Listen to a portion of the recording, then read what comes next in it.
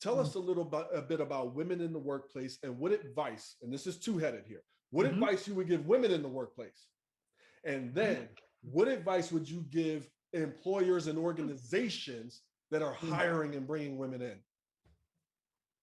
Great question. The first thing I would tell every woman is that they need to take my Empowering Women in the Marketplace I program. love it. And we're going to get to that, guys. Had to get a It's going plug to in be there. there. But honestly, women do a really rotten job of talking about our superpower or believing that we have a superpower. I just want to get the shovel out and go a little bit deeper. This is the Yes. first time that I've talked about this on my show. And Mm-hmm. in having a 21-year-old feminist daughter, she's strong, she's awesome. I love her, she's independent. We could get in a fight really fast. I know what to say just to irk her, just for giggles. And I don't do it often, but it's funny to watch it happen. And then I have a 1-year-old, and I'm like, I want my ladies, I want my daughters to go out and excel in this world, and they need to know things that are different than my sons need to know. They all need to know the same thing, but it's kind of different. So can you get Yes. the shovel out as why it's harder for women? And I'm going to shut up and listen. Why it's No, harder for women to no. speak about. Love to dig deeper. I believe that it's harder for women, and of course, this is a generalization. Not every woman feels this way, but I worked in a male-dominated industry for many years, and I think the way that we are brought up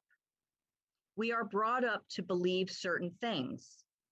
As women, many of us are brought up to be nice and don't cause any problem.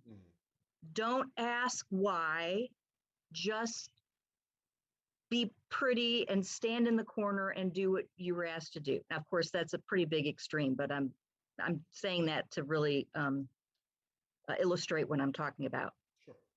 And so women will transfer that into the marketplace. And one thing that I always talk about women is, and it's a big part of our program, is what are your tendencies? And for example, one of the tendencies that some of my clients have had is they talk too much. So that's not good or bad, but in the marketplace, it is going to undermine your credibility.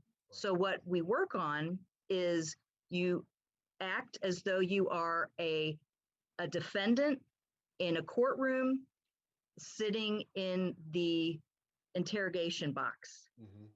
And someone's asking you a question. What you need to do is you answer the question, and you then stop talking and you look at that person and you count to 10 and you bite your tongue even if blood is coming out the side of your mouth. Can I mention something? Because it's so interesting that you say that. Yes. Two things really come to mind when you mention that. My wife, I love my wife, and she could speak volumes. And at work, I always say I speak less. I say a lot, and I get to the point. And I need to speak more directly and to the point.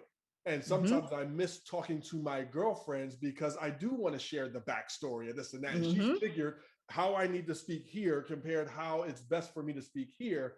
And with my 1-year-old daughter, it's not that I dislike. I think she's the prettiest. Oh, I kiss those cheeks. I love her to death. And I tell her she's pretty. However, it's the last thing that I tell her. And it doesn't make me upset that other people will always tell her pretty. When I see her every morning and throughout the day, I say, are you bold? Are you I love that. Are you strong? And then are you beautiful? And she nods her head to all four, because I don't want you going out there only depending and only thinking you're pretty. There's a lot of people pretty. So what? And that's great. I want you to know that you're bold. I want you to know that you're strong, that you're smart, and then be beautiful too. That's fine. And that's really, really important for me. And I don't need her to be nice. And she falls, and I treat her just like my boys. Get up, you're fine. And if you're really crying and bleeding, then we'll come over and give you a hug. Yeah, they look at